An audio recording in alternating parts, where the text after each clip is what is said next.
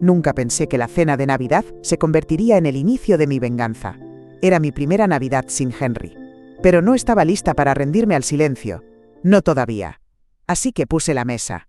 Las velas ya estaban encendidas cuando el reloj dio las 6. A las 6:30, empecé a inquietarme. A las 7. Lo supe. El golpe seco en la puerta me hizo dar un respingo. Por un segundo, se me encendió el pecho. Por fin, pensé. Pero no era Thomas. No era Sarah. Era un muchacho joven, con gorra y chaqueta de mensajería. ¿Margaret Reed?, preguntó, extendiéndome un sobre rígido. Asentí en silencio. Cerré la puerta con lentitud, aún aferrada a un hilo de esperanza. Dentro del sobre, una hoja blanca, impersonal, mecanografiada sin firma de puño y letra. Decidimos pasar la Navidad con la familia de Sarah. Esperamos que lo entiendas. Feliz Navidad, Thomas y Sarah. Ni una llamada, ni una disculpa, solo eso. No era una nota. Era una sentencia. Un destierro. Sentí el calor subir a mis mejillas. No de tristeza, de rabia. Me senté sola en la cabecera de la mesa.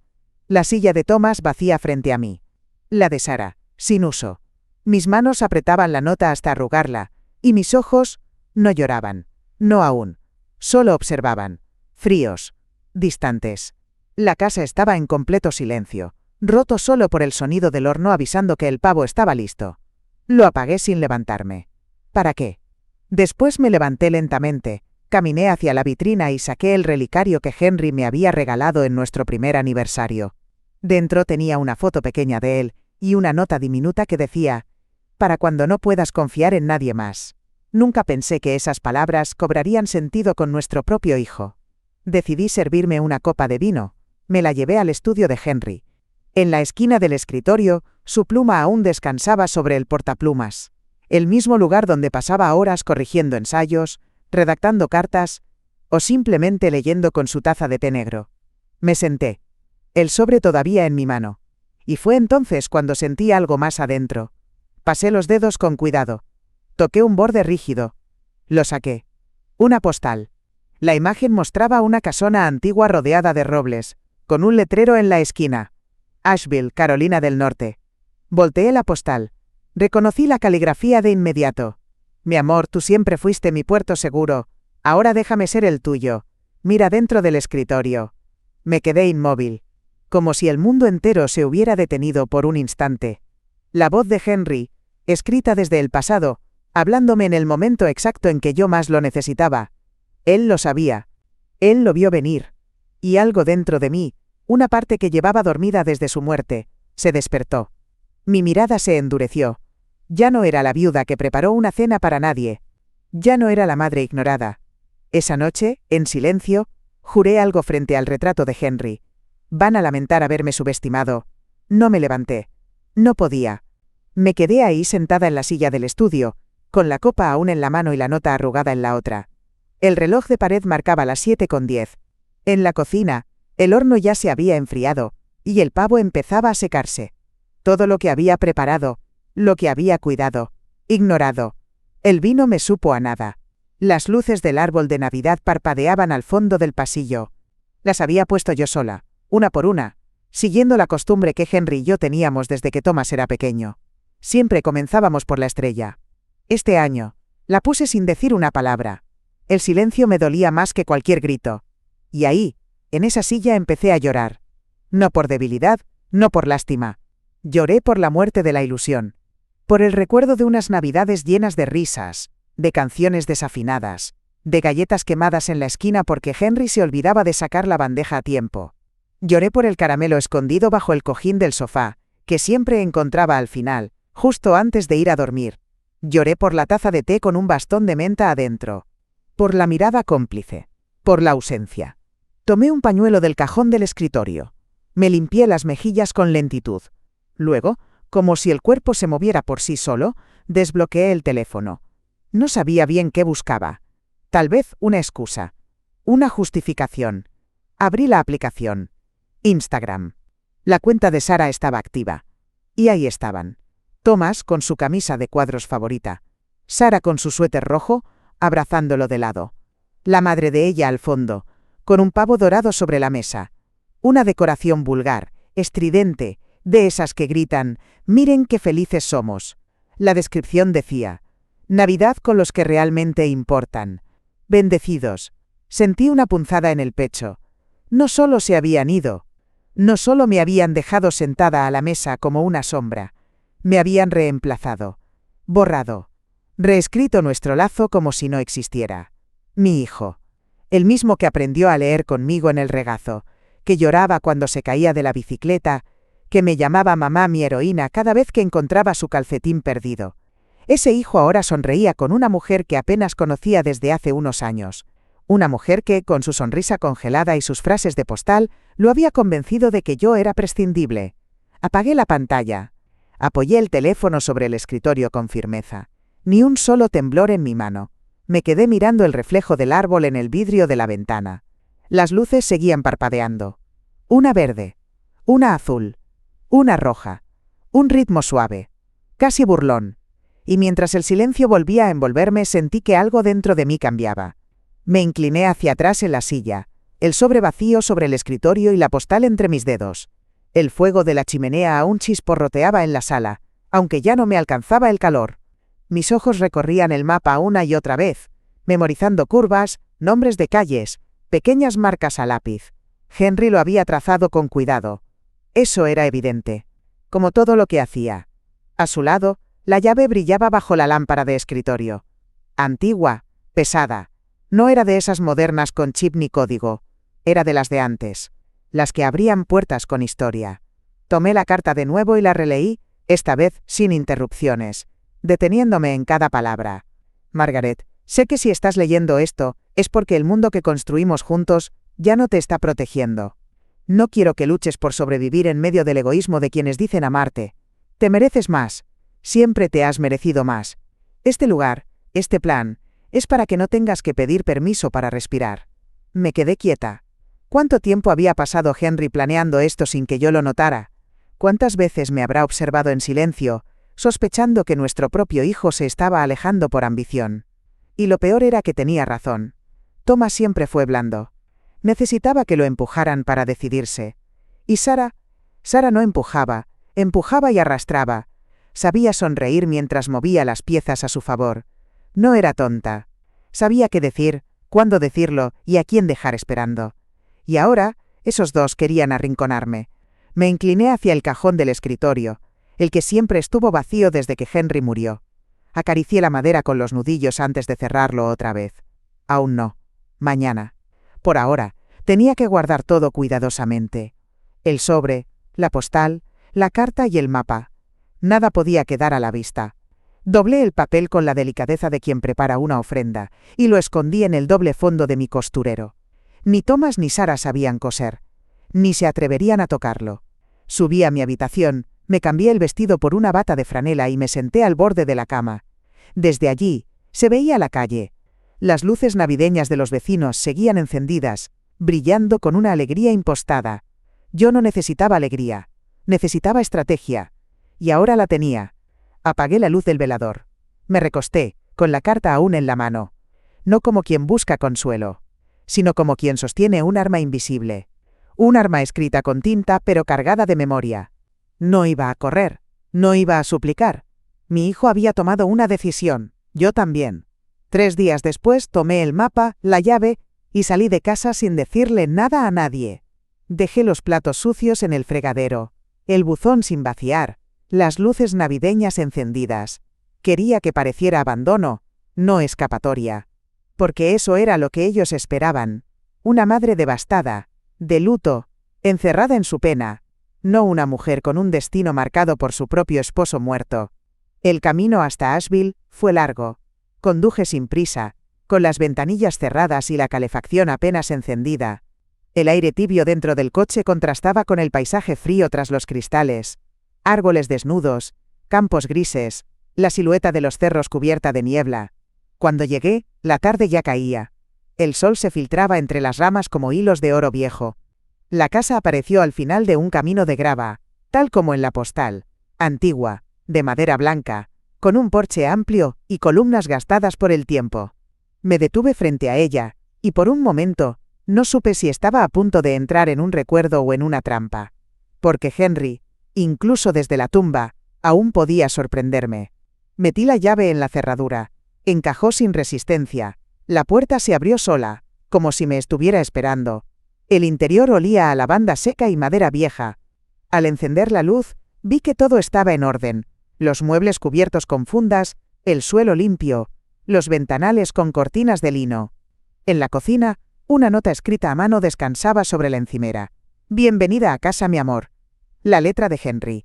Me acerqué despacio, temblando un poco, no de miedo, sino de la gravedad del momento.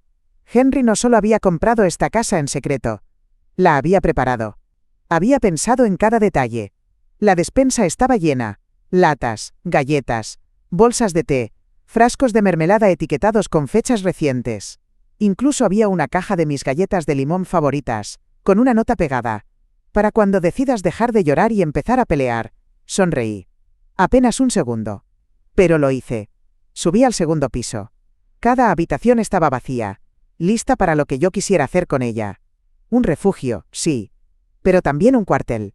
Un lugar donde podía pensar, planear, sin ojo sobre mi hombro. Bajé al estudio. Sabía que Henry tendría uno. Y ahí estaba. Al fondo de la casa, con una ventana que daba al jardín trasero. Escritorio de roble, estanterías con libros de historia, una lámpara antigua y una alfombra persa que recordaba a la que teníamos en casa, antes de que Thomas derramara jugo de uva sobre ella y yo nunca pudiera limpiarla del todo. Toqué el escritorio, abrí los cajones, papelería, sobres, una pluma fuente, todo parecía normal, hasta que sentí una pequeña hendidura bajo el tablero. Pasé los dedos. Presioné. Un clic seco. El panel lateral se deslizó levemente. Un compartimiento secreto. No lo abrí aún. No esa noche. Me senté en el sillón del estudio, respiré hondo y apoyé los pies en la alfombra. Observé la casa a mi alrededor, el calor suave de las lámparas, el silencio amable de un lugar sin gritos, sin juicios. Aquí empezaba algo. No lo sabía todo, aún. Pero sabía esto. Mi hijo y su esposa no sabían con quién estaban tratando. A la mañana siguiente, antes incluso de preparar mi té, bajé al estudio. Dormí poco. No por nervios, sino por impaciencia. No iba a seguir avanzando en la oscuridad. Tenía que saber con qué contaba. ¿Qué había dejado Henry realmente en ese compartimiento secreto? Me arrodillé frente al escritorio. Presión E, con acento agudo de nuevo la hendidura que descubrí la noche anterior. El clic fue casi imperceptible. El panel se deslizó con suavidad. Dentro, cuidadosamente apiladas, había varias carpetas selladas con cordel rojo. Ninguna etiqueta visible, ningún nombre. Solo un sobre pequeño encima de todo, con mi nombre escrito a mano. Lo abrí. Margaret, si estás leyendo esto, significa que mis sospechas se confirmaron. No quiero asustarte, pero sí quiero prepararte. Thomas y Sarah son una debilidad que ha crecido en la oscuridad. No permitas que te manipulen. Esta estructura financiera es tuya y solo tuya. Protégela. No la nombres, no la compartas. No confíes, ni siquiera por cortesía. Tú sabes más de lo que aparentas. Usa eso a tu favor. Mi pulso se aceleró. No por miedo, por reconocimiento. Cada carpeta contenía documentos notariales, extractos bancarios, registros de propiedades, transferencias discretas, todo bajo un fideicomiso sellado por una firma de abogados en Virginia. Todo legal, todo blindado. Había instrucciones precisas sobre cómo acceder al fondo, cómo protegerlo ante movimientos de terceros, incluso recomendaciones de a quién llamar en caso de que alguien intentara intervenir. Henry no había dejado un regalo, había construido un escudo. Y justo cuando me disponía a revisar los detalles con más calma, el teléfono sonó. El viejo tono predeterminado rompió el silencio de la casa como un cuchillo. Me levanté lentamente y respondí. «¿Hola, mamá?» La voz de Thomas llegó con una calidez artificial que no usaba desde que necesitaba dinero en la universidad. «¿Dónde estás?» «He intentado pasar por casa pero parece que no estás». No respondí. Dejé que el silencio le pesara. Sarah y yo estábamos pensando que tal vez, bueno, como estás sola y todo eso, rió con una incomodidad mal disimulada, podríamos ayudarte a organizar tus cuentas. Ya sabes, revisar tus gastos, tal vez mover algunas cosas a inversiones más modernas. Ahí estaba, como una serpiente arrastrándose en la hierba. No preguntó cómo me sentía. No pidió disculpas por la Navidad. No mencionó la cena, ni el pavo, ni siquiera el sobre que me enviaron. Solo quería acceso. Estoy bien, le respondí con tono firme. Mis finanzas están en orden. ¿Seguro? Solo queremos ayudarte, insistió, suave como miel rancia. No tienes por qué cargar con todo tú sola. Lo visualicé en ese momento. A él y a Sara, sentados frente a una computadora, esperando abrir mis cuentas, mover fondos, quedarse con todo lo que Henry y yo construimos durante décadas. Gracias por preocuparte, Thomas, pero no necesito ayuda, dije. Y antes de que pudiera contestar, colgué. Caminé hacia el ventanal del estudio y descorrí las cortinas. Afuera, los árboles desnudos del invierno se mecían suavemente. Henry tenía razón. Ellos lo intentarían. Pero ya era tarde para ellos. Y demasiado pronto para imaginar lo que yo estaba a punto de hacer. No pasó ni una semana. Aquel martes por la mañana, escuché el timbre desde la cocina. Afuera, la luz del invierno caía como una sábana gris sobre el porche. Abrí la puerta y me encontré con un hombre delgado, con chaqueta de repartidor y un sobrecertificado en la mano. ¿Margaret Reed? Sí, dije, ya sabiendo que no traía nada bueno. Firmé, cerré la puerta y llevé el sobre al estudio. Lo abrí sobre el escritorio, con la misma calma con la que uno pela una fruta venenosa. Lo que leí me sacudió. Pero no como ellos esperaban. Una petición de tutela legal, presentada ante la Corte del Condado, declarando que yo, Margaret Ann Reed, viuda, profesora jubilada, madre, era mentalmente incapacitada y no apta para manejar mis asuntos financieros. El documento estaba firmado. Por Thomas. Y por Sara. Me quedé sentada por varios minutos, el papel aún abierto sobre la mesa. Ya no era sorpresa. Era confirmación. Ellos sabían. Habían descubierto de alguna forma que había algo más. Tal vez el fideicomiso, tal vez solo lo sospechaban. Pero ya no estaban esperando una oportunidad. La estaban fabricando. Querían mi casa, mis cuentas, mi voluntad. Y esta vez, no venían con sonrisas falsas ni llamadas hipócritas. Venían con abogados. Volví a leer cada línea. Detallaban con cinismo una lista de supuestos comportamientos erráticos. Olvidos frecuentes, aislamiento social, decisiones financieras inusuales. Me acusaban de ser una sombra, una carga. Lo más repulsivo era el tono del documento. Formal, clínico. Como si no habláramos de una mujer que cambió sus pañales, que los mantuvo con su sueldo de profesora mientras Thomas encontraba su camino. Me levanté. Crucé el pasillo y entré a la sala. En la repisa, el retrato familiar de hace 6 años. Henry, Thomas, yo, y Sara con su sonrisa de catálogo. Lo tomé con ambas manos. Y lo guardé en un cajón. Eso era lo que ellos querían. Borrar todo lo que soy. No solo mi independencia, sino mi identidad. Dejarme en un rincón con una mantita y una pastilla, mientras ellos disfrutaban lo que nunca construyeron. Regresé al estudio. Me senté con las carpetas del fideicomiso abiertas como un escudo sobre la mesa. Recordé la carta de Henry, su advertencia, su plan. Él sabía que esto iba a pasar. Y gracias a él, yo también sabía qué hacer. Abrí la libreta negra de direcciones que había encontrado junto a los documentos.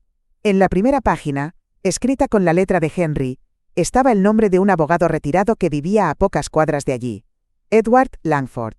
Y debajo, 2 palabras subrayadas. De confianza. Me levanté. Guardé la petición legal en una carpeta, puse agua a hervir para el té, y mientras esperaba que la tetera silbara, ya tenía claro lo siguiente. Ellos pensaban que me iban a encerrar. Pero fui yo quien los estaba preparando para juicio. Al día siguiente, después del desayuno, crucé la calle con la carpeta bajo el brazo. La casa de Edward Langford estaba justo al final de la cuadra. Una estructura sobria, con tejas oscuras y un jardín tan meticulosamente cuidado como su reputación en el vecindario. Lo había visto algunas veces desde que llegué a Asheville. Un hombre alto, de cabello blanco bien peinado, siempre con un libro bajo el brazo y una mirada de quien aún no ha colgado los guantes del todo. Toqué la puerta. 2 veces. Me abrió él mismo. Margaret Reed, dije sin rodeos. Henry era mi esposo. Me dijo que confiara en usted. No necesitó más. Me hizo pasar con un gesto seco, sin perder tiempo en cortesías. Me senté frente a una mesa con vista al jardín. Edward se acomodó frente a mí, abrió la carpeta y leyó en silencio durante casi 10 minutos. Al terminar, levantó la vista. Sus ojos azules, duros como el hielo. Esto no es una preocupación legítima, Margaret. Esto, dijo, agitando ligeramente los papeles de la petición de tutela, es un intento bien disfrazado de fraude patrimonial. Y uno de los más cínicos que he visto. No era un hombre de palabras suaves. Eso me gustó.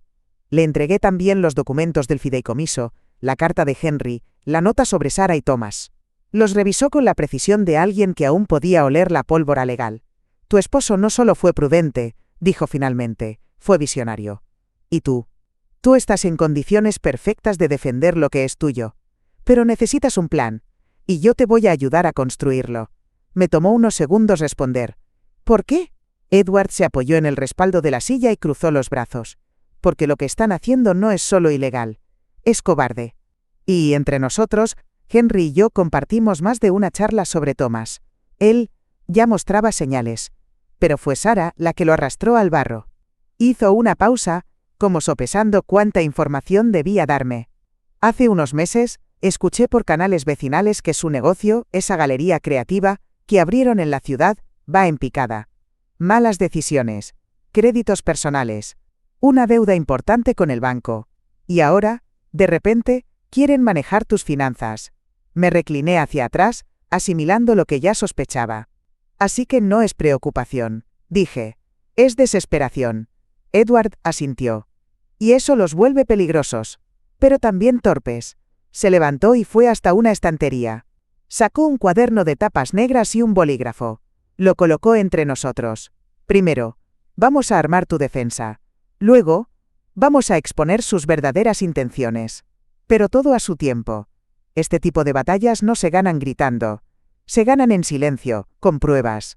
Y con elegancia. Me puse de pie. Le extendí la mano. Entonces empecemos. Edward me estrechó la mano con firmeza. Vas a necesitar paciencia, Margaret, pero ellos... van a necesitar un buen abogado. Terminé yo. Y él sonrió, por primera vez. Esa misma tarde, mientras Edward revisaba la documentación legal para la defensa, yo me ocupé con acento agudo del siguiente paso. En uno de los sobres que Henry había dejado, entre los nombres subrayados, aparecía el de una mujer, Linda Morgan, consultora financiera, antigua colega suya de los tiempos en que gestionaba fondos para la universidad. Al lado, un número de teléfono escrito con tinta azul. Marqué desde el fijo del estudio. No tardó en responder. «Señora Reed», preguntó, apenas dije mi nombre. Su voz era firme, profesional. «Sí, soy Margaret, mi esposo. Henry me dejó su contacto. Me pidió que hablara con usted si las cosas se complicaban». Hubo una pausa. Ellos intentaron quitarle el control. Dijo con voz baja, pero sin sorpresa. Sentí un escalofrío recorrerme la espalda. «Sí, exactamente eso». Linda suspiró al otro lado de la línea. «Entonces es hora. Espéreme 20 minutos. Le llamaré por videollamada. Necesito mostrarle algo». Colgué. Fui a la cocina, serví una taza de té de manzanilla y me senté frente al portátil que Henry había dejado cargando en el escritorio del estudio. Ni siquiera eso fue casualidad. Cuando la llamada entró, la reconocí por la foto que Henry tenía enmarcada en su oficina. Una mujer de cabello corto, gafas delgadas y mirada de quien ha sobrevivido muchas guerras corporativas. «Gracias por responder», le dije, mientras ella compartía su pantalla. Su esposo fue un hombre brillante, pero sobre todo, fue un estratega. Durante los últimos 6 años trabajamos juntos en un proyecto muy especial. Un fideicomiso discreto, blindado, con ramificaciones que incluso yo necesité semanas para entender. Abrió una carpeta digital. Los documentos desfilaron ante mis ojos. Fechas, sellos, firmas, diagramas de flujo, pagos escalonados, contratos con firmas fiduciarias en 3 estados distintos. Todo esto, continuó, está en su nombre, Margaret. Solo usted puede acceder. Pero hay más. Henry también creó un fondo de contingencia. Fondos líquidos, separados, específicamente destinados a defensa legal en caso de litigio por parte de familiares. Me quedé en silencio. Ella no necesitó más para saber lo que estaba pensando. Él lo sabía. No exactamente cuándo, pero sí cómo. Sospechaba que Thomas y Sarah actuarían así. Lo hablamos muchas veces. Me pidió que no lo subestimara, ni siquiera muerto. La imagen de Henry, con su taza de café, sentado al atardecer junto al ventanal, vino a mi mente. Callado, reflexivo, siempre observando. No era desconfianza. Era sabiduría. Linda, señaló otro documento. Este contrato me autoriza a apoyarla con todo lo que necesite. Cuentas, informes, historial de movimientos. Si la corte requiere pruebas de su capacidad, las tendremos. Si Thomas intenta tocar una sola moneda de este fideicomiso, el sistema está programado para alertarme. Y si intentan vender propiedades, imposible. No tienen poder notarial. Ni siquiera están mencionados en los registros. Ni su nombre, ni el de ella. Son irrelevantes legalmente. Sonreí. No por alegría. Por justicia. Linda se acomodó las gafas. Señora Reed, usted no está sola. Tiene más armas de las que cree. Y un hombre que la amó lo suficiente como para protegerla incluso después de muerto. No es protección. Linda, le corregí. Es poder. Y Thomas lo va a entender. A su manera. A la mañana siguiente, regresé a casa de Edward con un cuaderno bajo el brazo. Lo llené durante la noche, página tras página, con fechas, nombres, gastos, rutinas.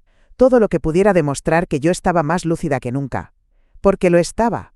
Él ya me esperaba con café y una pila de carpetas recién impresas. Vamos a desmantelar sus argumentos desde adentro, dijo sin levantar la vista. Punto por punto. Durante horas, trabajamos en silencio. Era como si lleváramos años haciéndolo juntos. Él armaba las líneas de defensa, yo revisaba cada documento con la misma rigurosidad con la que alguna vez corregí tesis universitarias. Fotocopias de mis pagos mensuales, extractos bancarios, citas médicas, correspondencia, fotografías recientes, mi participación en el club de lectura de Asheville, mis artículos publicados en la revista histórica del condado. Cada detalle, cada pequeño rastro de mi vida independiente, sería un ladrillo en mi fortaleza. Cuando llegó el momento, saqué el sobre azul que llevaba en el bolso. Dentro estaba mi testamento.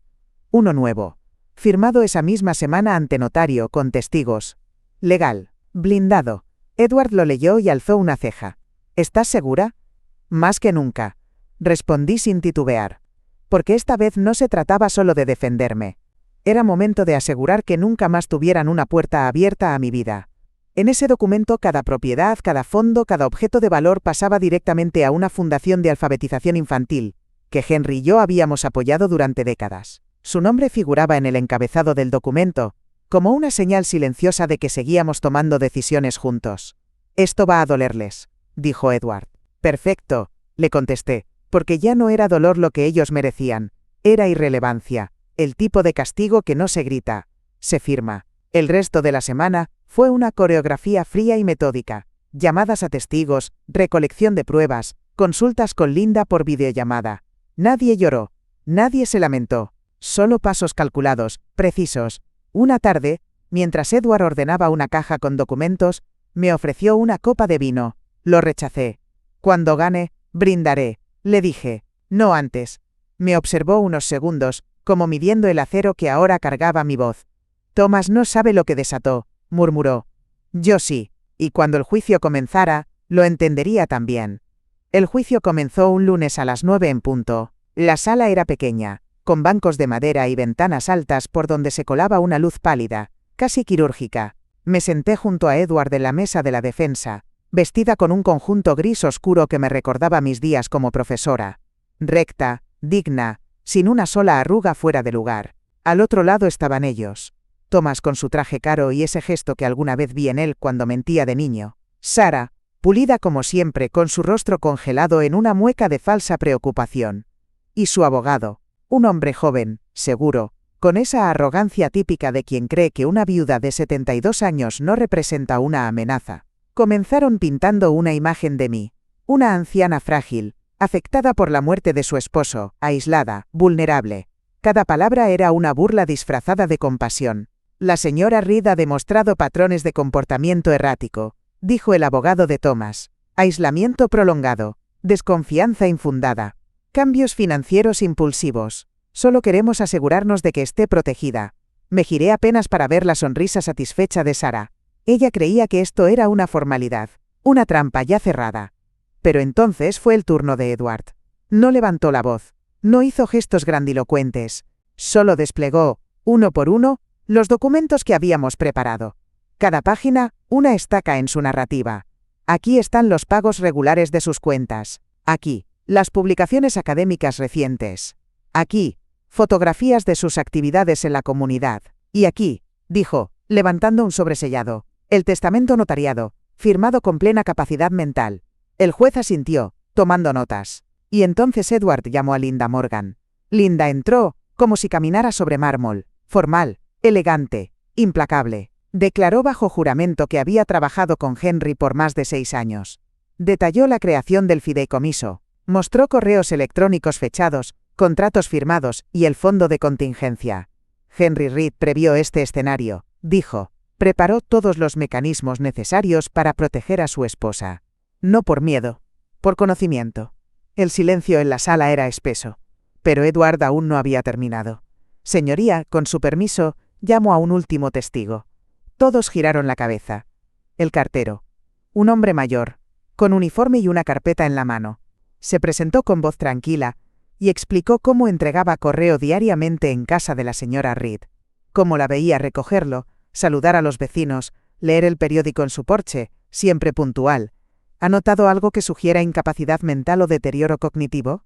En absoluto, respondió. La señora Reed está más lúcida que yo. Una carcajada suave recorrió los bancos del fondo. Incluso el juez sonrió apenas. Sara ya no sonreía. Thomas tenía los nudillos blancos de tanto apretar el borde de la mesa. Y yo, sin decir una sola palabra, les mostré quién tenía el control.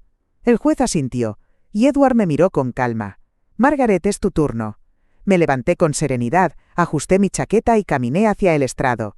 Cada paso era una declaración. No temblé. No dudé. Me senté derecha, coloqué las manos sobre el regazo, y miré al abogado de mi hijo como quien observa a un alumno mediocre intentando engañar con plagio. Él fue el primero en hablar. Señora Reed, dijo, con tono mesurado, ¿podría decirnos qué medicamentos toma actualmente? Vitamina D, calcio, y una aspirina infantil cada noche, respondí. Puedo darle las dosis exactas si lo desea. Su ceja tembló. ¿Y su rutina diaria? ¿Puede detallarla? Sonreí apenas. Quería esa pregunta. Claro. Despierto a las 6:30.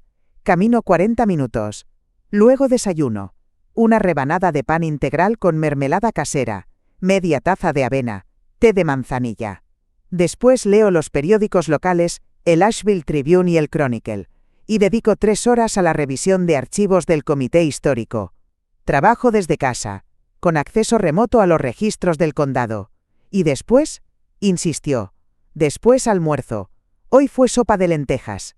Y luego vengo a tribunales a responder por una acusación absurda de incompetencia mental promovida por mi propio hijo. ¿Desea más detalles? Silencio. Solo el teclear del acta judicial. El abogado cambió de estrategia. ¿Puede decirnos cuánto tiene en su cuenta principal? $82, 441,19 centavos, al corte del viernes pasado. En la secundaria, $14, 203. La tarjeta de crédito tiene un saldo a favor de $322. Todos los gastos están automatizados. El desglose está disponible en esta carpeta, dije, extendiéndola hacia Edward. No lo miré. Ni a él ni a Sara. Mantenía la vista fija en el abogado, como quien está cortando carne con un bisturí. ¿Y sus pasatiempos? ¿Con quién socializa? Tengo un club de lectura los jueves. Y organizo charlas de historia local los lunes en la biblioteca. El último tema fue Cartografía ferroviaria en Carolina del Norte, 1900 a 1935. El señor Jameson de la oficina del alcalde estuvo presente. Puede testificar, si gusta. El abogado dio un paso atrás. Ya no buscaba respuestas. Buscaba oxígeno. ¿Cree usted que necesita asistencia legal permanente o tutela? Me incliné apenas hacia el micrófono. No, lo que necesito es respeto. Y justicia. Y estoy asegurándome de obtener ambas. El juez me observó durante unos segundos que parecieron eternos. Entonces asintió, y me indicó que podía bajar. Al regresar a mi asiento pasé junto a Thomas. Él no me miró. Sara tampoco. Pero sus rostros decían todo. La madre que ellos creían frágil, acababa de borrar su última excusa. El juez pidió una pausa breve antes del siguiente testigo.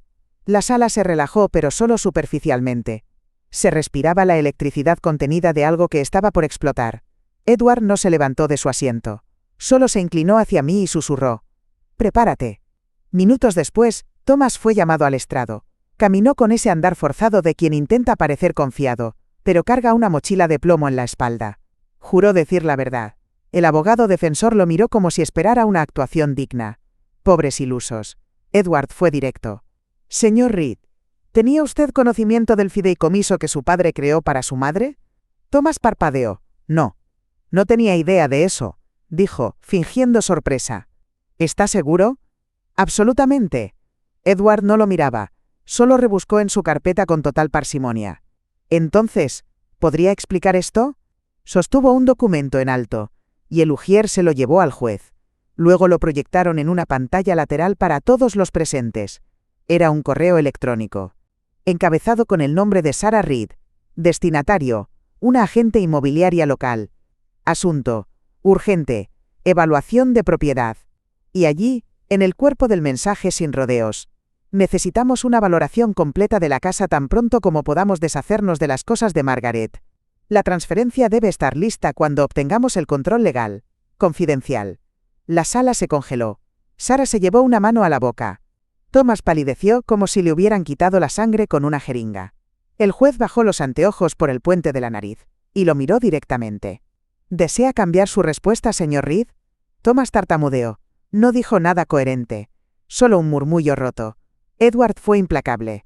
«Señoría, esta evidencia demuestra premeditación, engaño, y una intención clara de aprovecharse legalmente de una mujer en pleno uso de sus capacidades mentales». La abogada de Sarah intentó interrumpir. El juez levantó una mano. «No más palabras». Golpeó el mazo. «Petición de tutela. Denegada». El sonido del mazo del juez todavía resonaba en la sala cuando los murmullos comenzaron. Nadie se molestó en disimular. Todos los ojos estaban sobre Thomas y Sarah. Y ahí estaban ellos, parados como estatuas rotas. Las sonrisas se habían borrado.